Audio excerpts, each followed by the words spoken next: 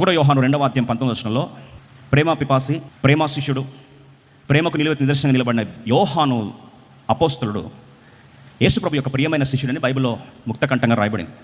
అలాంటి యోహాను భక్తుడు సంఘంలో చాలామంది వారితో ఉండాల్సిన వాళ్ళు రాలిపోయారట. బాగా వినండి, వారితో ఉండాల్సిన వాళ్ళు కొంతమంది ఏమైపోయారండి, వాళ్ళు విడిచిపెట్టి వెళ్ళిపోయారు. జీవితంలో కొందరు నీ లైఫ్లో ఎంటర్ అవుతారు, కొందరు నీ లైఫ్లో నీతో పాటు ప్రయాణం చేస్తారు. ఒక పాయింట్లో నీతో పాటు ప్రయాణం చేస్తున్న వారు దిగేసి వెళ్ళిపోతారు. జీవితం యాత్ర అయితే యాత్రలో నీతో పాటు తోటి ప్రయాణికులు కొందరు ఉంటారు. కొన్ని స్థలాల్లో ఎక్కుతారు, కొన్ని స్థలాలు ఏం చేస్తారు, దిగుతారు. ఈ సంఘంలో కొందరు వారితో పాటు విడిచిపెట్టి ఏం చేస్తారండి, వెళ్ళిపోయారంట.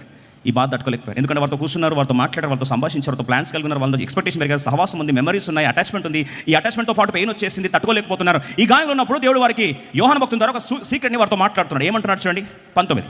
వారు మనలో నుండి బయలువెళ్ళిరి కానీ వారు మన సంబంధులు కారు. ఈ మాట గమనించండి, మన సంబంధులు కారు. చూడండి, వారు మనతో ఉన్నంత మాత్రాన వారు మన సంబంధులను దయచేసి పొరపాటు కలిగి ఉండొద్దు. దేవుని సార్వభౌమ చిత్తంలో వారు మన సంబంధులు కారు. వారు మన సంబంధులైతే, ఈ మాట వినండి, వారు మన సంబంధులైతే మనతో కూడా నిలిచి ఉండరు.